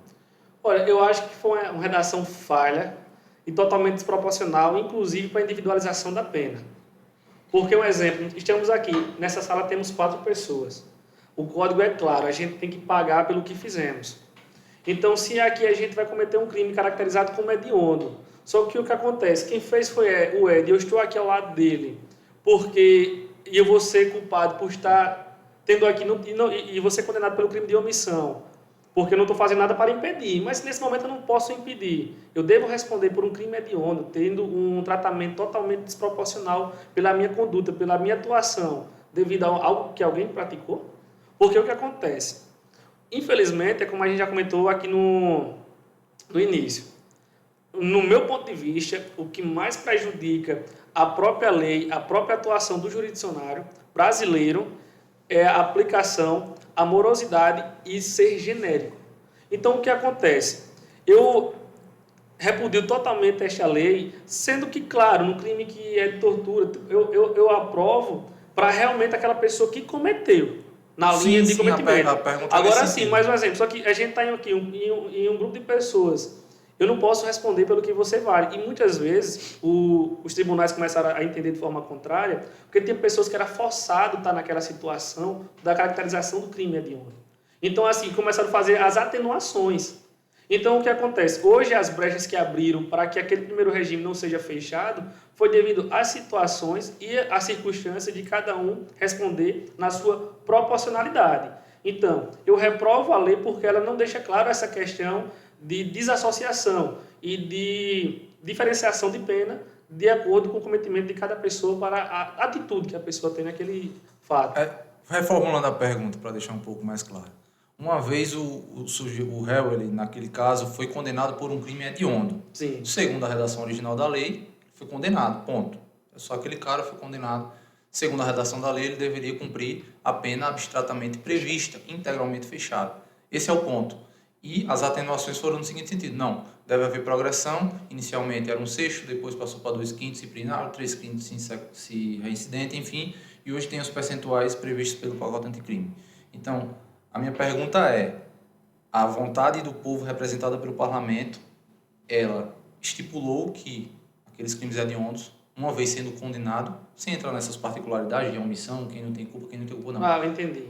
Sendo condenado, provado, ele deveria cumprir o regime integralmente fechado como a lei original, como a redação original, melhor dizendo. Eu entendi. E, posteriormente, houve essas atenuações declarando a inconstitucionalidade desse dispositivo, que violaria a individualização da pena, enfim. A pergunta é nesse sentido. É porque, assim, quando você perguntou, a gente que é advogado, a gente entende logo que é melhor para o cliente. Sim, claro. Então, assim, numa visão humanizada para o cliente, de fato, contrário. Mas, assim, o direito é uma ciência. Se existe a doutrina e se, de imediato, aquela pessoa realmente cometeu um crime caracterizado como hediondo, a progressão está ali prevista. Mas a gente tem que levar em consideração, mais uma vez, no meu ponto de vista, aquela pessoa, o motivo que pode fazer para atenuar. Assim, eu não tenho no meu sangue nenhum requisito para poder julgar. Eu sempre vou clamar em favor da liberdade e se a pessoa cometeu o que deva pagar, mas eu também clamaria pela celeridade da pena, principalmente no regime fechado. Então, assim, doutor, eu sempre seria contrário a qualquer coisa ou elemento que se diga maior proporcionalmente para a aplicação de uma pena em regime fechado. E isso é a minha visão como um advogado criminalista. A liberdade, para mim, sempre vai cantar mais alto. Sim, sim, é porque assim, um clamor na visão do leigo, na visão da sociedade, enfim, é que muitas vezes o sujeito ele pega 40, 50, 60 anos e depois de 10 anos ele tá na rua e muitas vezes ele praticou um crime de homicídio, enfim.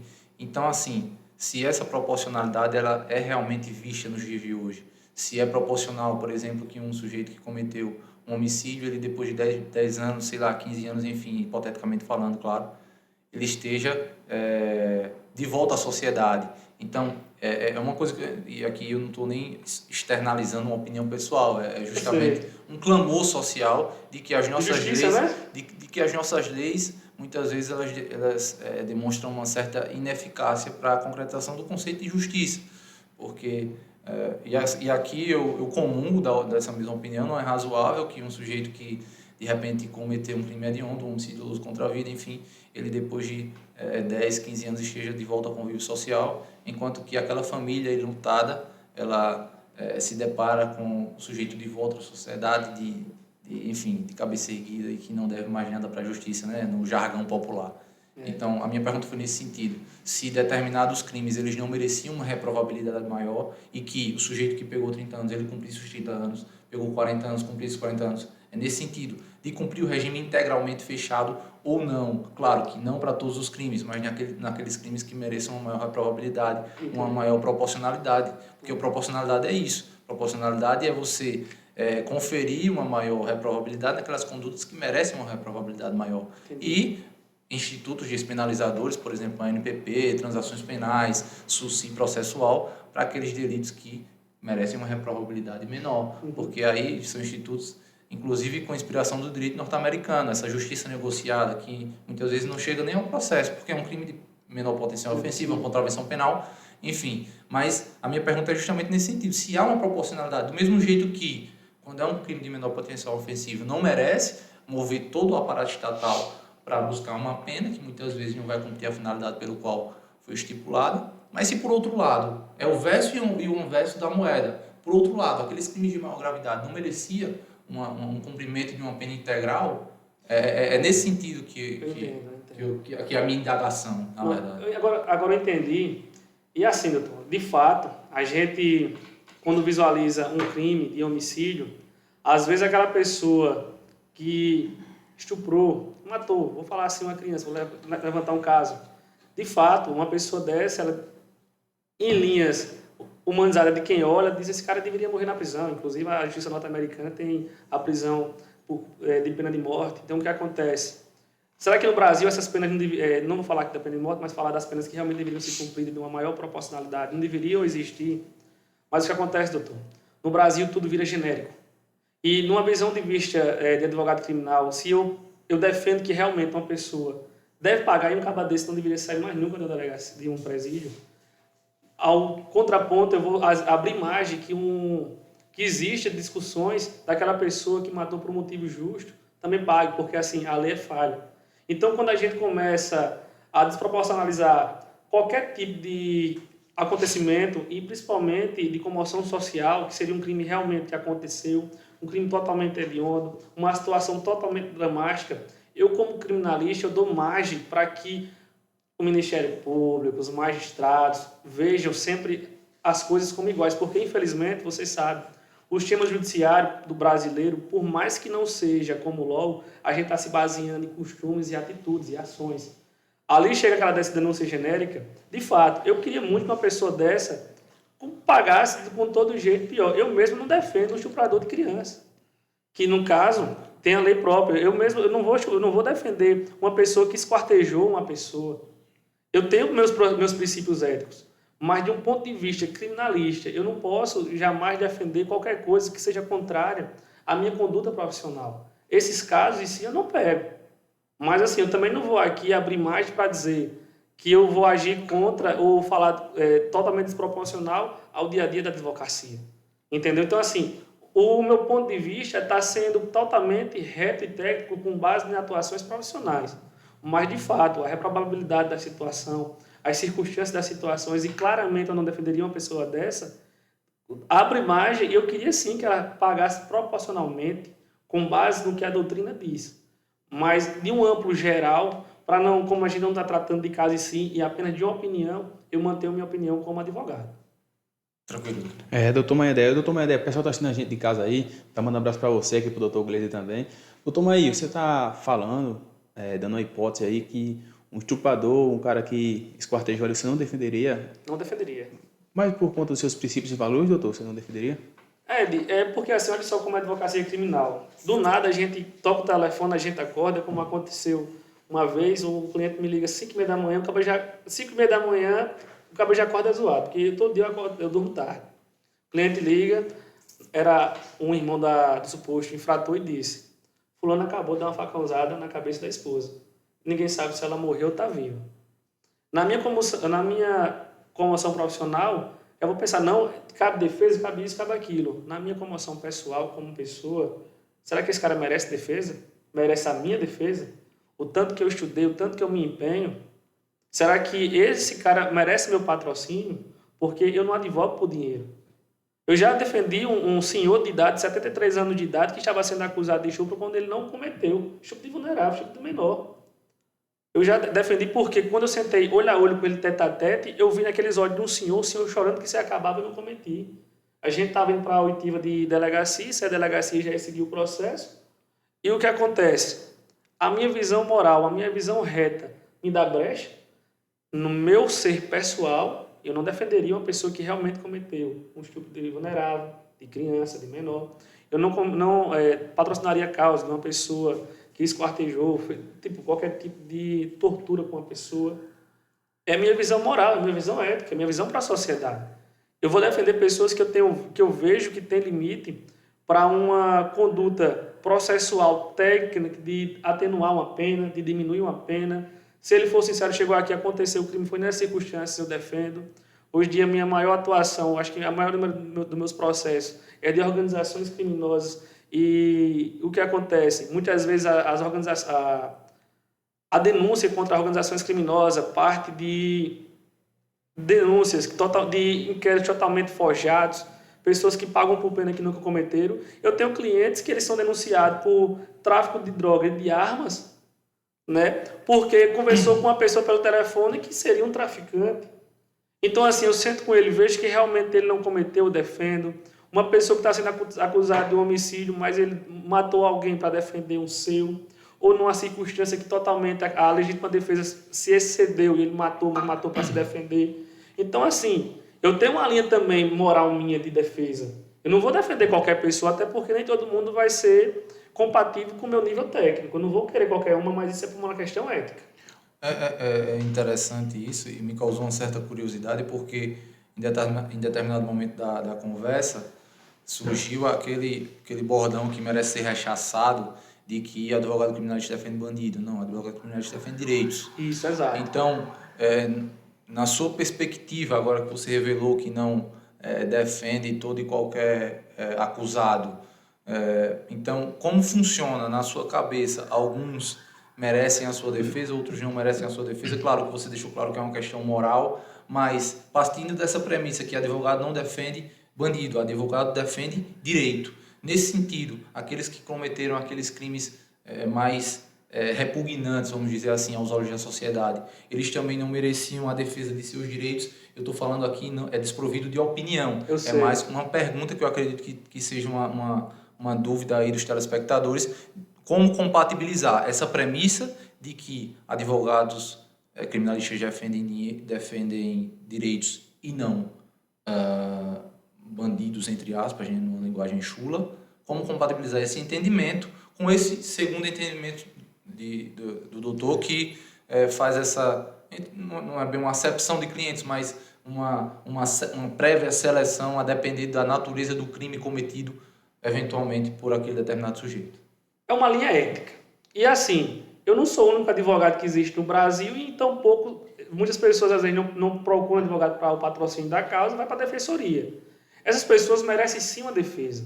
Mas o que eu quero deixar bem claro é que na minha forma ética e reta profissional, eu não irei defender uma pessoa que estuprou uma menor por questões humanizadas, porque cada crime vai ter uma circunstância, cada crime vai ter um motivo. Um exemplo, aquela pessoa que estuprou às vezes uma mulher, não estou dizendo que é diferente, porque eu deveria, de uma forma genérica, não defender nenhum, mas cada caso é um caso. E uma criança, ela não tem como se defender. Uma pessoa que é amarrada, esquartejada, ela não foi dada um direito mínimo de defesa. Ela não se colocou numa situação. E aqui um exemplo, o que eu quero deixar claro aqui é que numa linha moral reta, ética minha, eu não vou defender certo tipo de pessoas. Mas elas têm o direito de ser defendidas. Mas eu acho que elas não merecem a minha pessoa, porque eu não sou capaz de defender uma pessoa que fez isso, porque realmente eu estou falando daquela pessoa que fez, que não tem brechas para um amplo discutimento. Por exemplo, quando o cliente chega, a gente vai discutir se realmente fez ou não fez, porque na maioria dos casos ele chega, eu não fiz. A gente vai ter que pegar um raciocínio além do tempo e ver. Será que ele fez? Será que aconteceu? Será que foi isso? Tem mais para a defesa? Nessa defesa, a gente tem uma atenuação para fazer uma progressão de regime, se já for em fase de execução. A gente vai ter como mudar a pena, a gente vai ter como descaracterizar uma denúncia.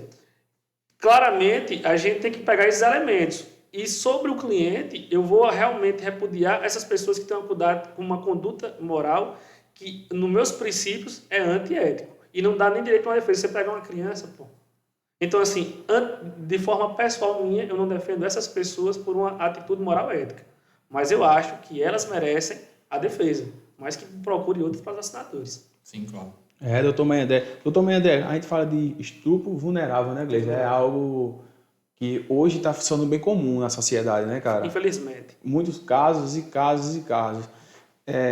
Temos algumas leis, né, americanas, né, Gleice, onde tem castração, tem várias coisas.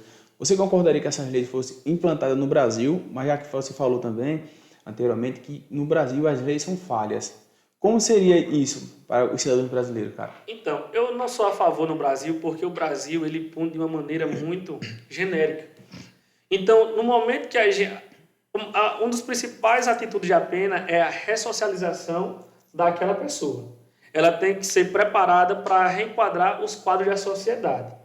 Só que quando você já vai para uma pena restritiva de direito, que você está em um presídio, que é totalmente... Por mais que você tenha os tratamentos legais, vai ter acompanhamento psicólogo, vai ter um acompanhamento de um nutricionista, vai ter um acompanhamento religioso, é um lugar que ninguém quer estar. É um lugar que, se a sala é para 5 pessoas, às vezes tem 10, 20. É um lugar que realmente acontece uma afronta aos direitos humanos. Então, ali, a pessoa que vai para ser ressocializada e voltar à sociedade de uma consciência que não deve errar, ela às vezes sai revoltada porque já está pagando a pena de uma desproporcionalidade por um erro do Estado.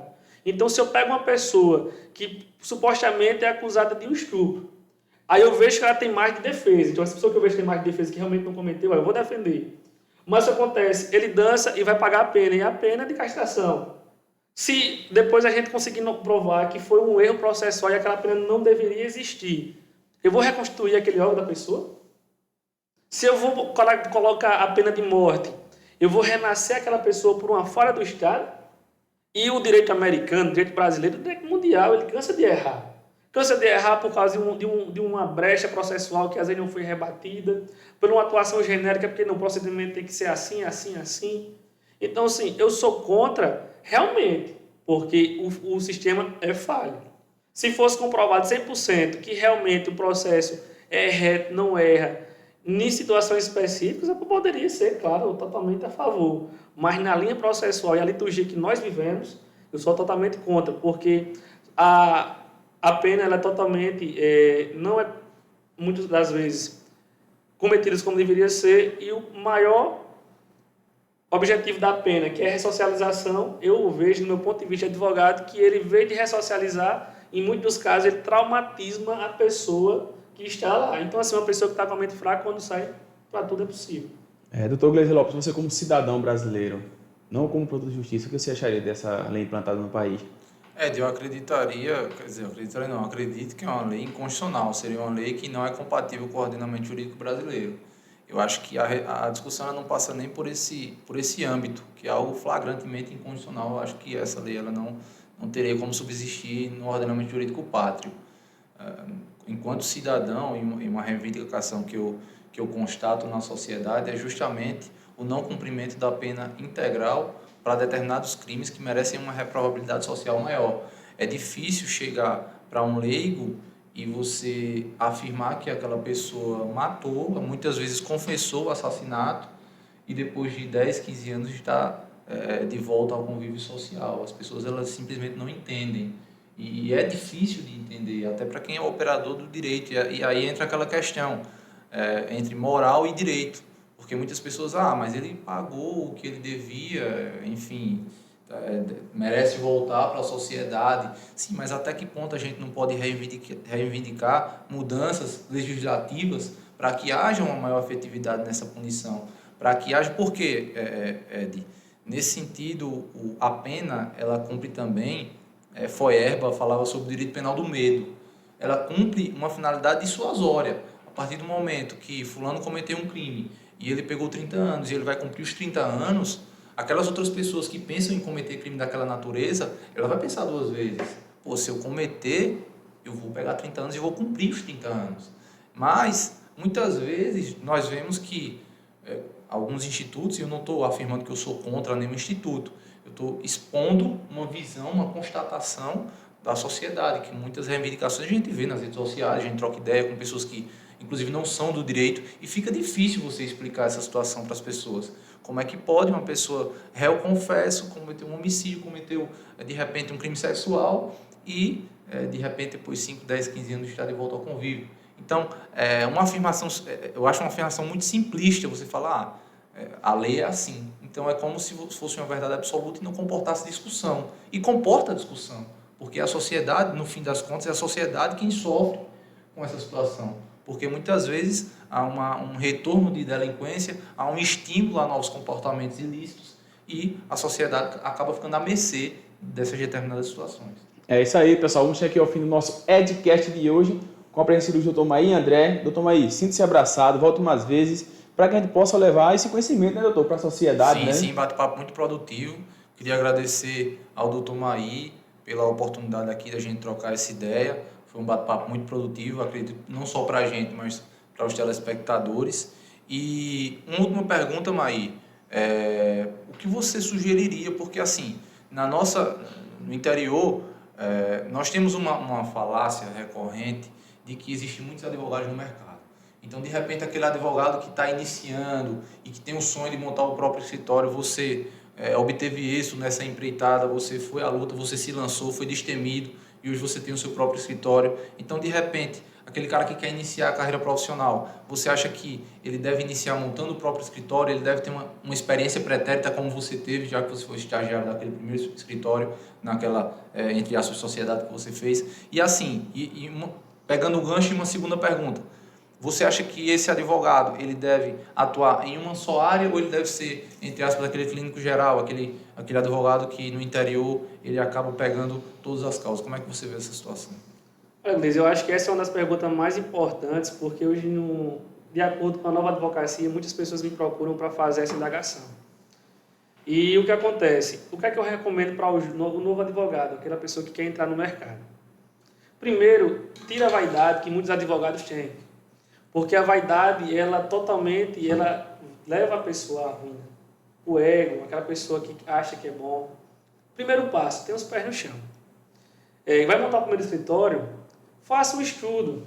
Você tem o dinheiro para fazer o investimento, porque uma coisa que a faculdade também não nos prepara é para fazer um acompanhamento de investimento. Porque às vezes eu vejo pessoas que começam a montar um escritório de 30, 20, 30, 50. Eu já vi um cara que botou um escritório de 60 mil reais. Velho, para que isso? A gente que é advogado sem cliente, a gente é desempregado. Se a gente não tem um cliente que vem na nossa porta, e a gente não tem causa, a gente vai pagar as contas com o quê? Que sabe para manter família, etc. Então, o primeiro passo da vida é a humildade para montar um negócio. Porque escritório é diferente de ser advogado. Eu termino a faculdade, passo na OAB, eu sou advogado. Escritório é empresa. Então, o que acontece? Quer montar um escritório? Faz um estudo de mercado, veja se realmente você tem condições para fazer esse investimento. E o primeiro passo para a vida, humildade. Após a humildade, aí vem a segunda questão, se você vai ser clínico geral ou seguir apenas em uma carreira. Hoje, eu enveredo na advocacia criminal, graças a Deus. Tive a oportunidade, Deus tem me abençoado muito mais do que eu mereço, no patrocínio de algumas causas. Meu dia da manhã eu não sei. Lá no escritório, eu conto com vários sócios. Eu tenho o Anthony, a Micaele, o Adriel, a Cidriane, a Roberta, o Igor. São grandes advogados de várias áreas. E lá a empresa é mantida por todas as causas que entram. A cota parte de cada um é proporcional ao seu trabalho. E eu não sobrevivo apenas da advocacia criminal. Eu sobrevivo da advocacia em si, da minha empresa, do meu escritório. Então, assim, para montar um escritório, primeiro eu vejo isso. Tenha humildade. Veja se você tem recursos suficientes para organizar.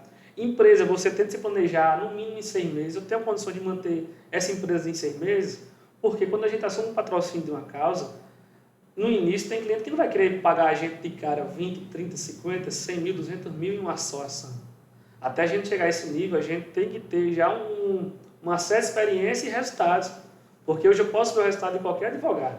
Então, assim, faça uma autoavaliação, veja se você está preparado financeiramente e lembre-se, escritório é empresa. OAB é tipo seu CPF, é pessoal. Aí você é advogado. Então, pé no chão, humildade, faça uma autorreflexão de investimento. Se tem, quem realmente fazer isso, está confiante na sua profissão, siga. De início, eu recomendo, seja o clínico geral, mas em breve se especialize em algumas causas, por quê? A advocacia começa a dar dinheiro quando a gente começa a ter uma certa expertise em alguns tipos de ações que podemos ter clientes que melhor nos remunerem. Toda a advocacia dá. Tem causas civis que dá honorários gigantescos. Tem causas criminais que também dá. Tem causas previdenciárias que também dá. A advocacia tributária é uma das que mais remunera. Mas antes, eu recomendo que faça o pé de meia, inicie de uma forma genérica, vá buscando parceiros. Hoje em dia, o novo estilo de parceria faz com que pessoas consigam chegar onde jamais conseguiriam chegar sozinhas. E com a autoanálise, com empatia para o cliente, de forma humanizada e, acima de tudo, a humildade, você consegue vencer em qualquer área ou profissão. Então, é isso que eu poderia dizer para você que é jovem advogado e quer entrar no mercado. E outra, o sol nasce para todos. Basta você acreditar. A sombra só vem para quem planta. Excelente, excelente. O próximo ficou acompanhando até o final. Perguntaram se o Dr. Gleisi, aqui, nosso co-host, o entrevistador é da área do direito. Responda aí, doutor. Nosso amigo Jorge Vieira, o mito. Um abraço, Jorge Vieira. Sou sim da área do direito, sou formado em direito. Atualmente sou advogado, mas não advogo. E sou um mero concurseiro aí que resolvi vir até aqui colaborar com a conversa. E até assim, também pegando um gancho na pergunta que o Gleisi me fez em investir na advocacia, o Gleisi, ele é uma pessoa que é um exemplo para a cidade de Palmeiras dos Índios, como para todo o estado de Alagoas, por ser um concurseiro que vem logrando êxito, e eu parabenizo mais uma vez. Obrigado. Porque assim, a gente que sempre teve mais uma proximidade, a gente tem que ter uma empatia, a gente sabe das suas renúncias para você chegar onde você chegou. Então, assim, com a mesma pegada de direito, você também poderia até fazer aqui, responder a pessoa, aquele jovem que não quer advogar e quer enveredar na carreira de concursos públicos. Sobre concurso, Naí, eu me sinto muito confortável de falar sobre o concurso, porque é uma realidade que eu vivencio há 7 anos. Desde que eu me formei na faculdade, eu nunca tive pretensão de advogar. Eu sempre soube que as carreiras jurídicas, que foi a qual eu me dediquei aos concursos, seja promotor de justiça, seja juiz de direito, elas necessitavam dos 3 anos de prática jurídica. Então, a minha advocacia foi muito superficial, mas na produção de peças, fazer uma audiência ou outra, justamente para ter essa prática comprobatória dos 3 anos e para que eu pudesse me lançar ao âmbito dos concursos. Aqui na cidade, nós temos algumas referências, mas poucas, no âmbito do Ministério Público, promotor de justiça. Eu particularmente não conheço nenhum conterrâneo nosso que tenha enveredado por essa carreira, nós sabemos que o direito ele é um leque muito grande, né? Tem várias opções, então você pode escolher aquela carreira que você mais se identifica. Então, desde o início, desde o fim da faculdade, eu sempre tive essa pretensão de fazer concurso público, porque, apesar de reconhecer a nobreza da advocacia, é uma função essencial à justiça, mas eu nunca me identifiquei com o exercício da profissão. Então, comecei a fazer concursos de juiz, depois de promotor, comecei a conciliar os 2 editais. E assim, cara, para você que quer concurso, eu vejo muitas pessoas falando e às vezes elas se apoiam em algumas desculpas que são legítimas, mas que não passam de desculpas. Ah, concurso é tudo fraude, hoje em dia só passa quem é apadrinhado de fulano e beltrano, e eu afirmo categoricamente que não. Eu nunca tive nenhum familiar, nenhum parente, enfim, que fosse de alguma carreira jurídica, e eu consegui, através da força de vontade dos meus estudos, através da perseverança, reprovei diversas vezes. É muito importante mencionar isso também, porque várias pessoas que de repente se deparam com a minha rede social, elas veem a bio, né, muitas aprovações, enfim, e acham que a carreira, essa trajetória de concurso é um mar de rosas, e na verdade não é, né, como na advocacia, como qualquer hora da vida. Nós acumulamos vários fracassos, várias reprovações, várias portas fechadas, e a gente tem que agradecer a Deus, inclusive, pelas portas fechadas, porque é o que nos dá sustentação e força para continuar na labuta. E eu tive a oportunidade de ser aprovado ano passado no concurso de promotor de justiça do Pará, continuo estudando, recentemente foi aprovado no Exame Nacional da Magistratura. Então, assim, independente da área que você escolher, no direito, seja na advocacia, seja no âmbito dos concursos, se entregue com muito afinco. Eu não concordo eu te fiz essa pergunta e agora eu vou responder a pergunta que eu próprio fiz. Não concordo com essa máxima de que há saturação no mercado. Os bons profissionais, eles sempre se sobressaem. Tanto é que você é um jovem advogado e vem fazendo um bom posicionamento aí no marketing digital, já tem uma entrada nesse segmento político, atuando na sua área, que é o direito. Então, enfim, espero que esse bate-papo tenha sido enriquecedor. Para mim foi, acredito que para o Ed, para o amigo aqui, o Alexandre da página Minha Palmeira. Então, e com certeza também para os telespectadores. Uma boa noite aí, já aproveito para me despedir aqui. Doutor André, deu boa noite, rapaziada, meu doutor. Boa noite a todos, obrigado para os que ficaram até o final, que puderam acompanhar. E é isso. Um abraço e fiquem com Deus. E a boa todos noite, boa noite, rapaziada. Quinta-feira estamos com a presença ilustre, a nutricionista Camila Salles, bater um grande papo. Na próxima segunda-feira, um podcast extra para vocês com o empreendedor do Câmara dos Índios, o Ari, do Bahamas e do Rancho. E na terça-feira, Estela Placa, outra empreendedora da cidade. E na quinta-feira, a psicóloga Maria da Paz, diretamente de Arapiraca para vocês, tá bom? Fiquem todos com Deus, boa noite. Valeu, Tamo junto. Boa noite. Alexandre, aquele abraço, hein?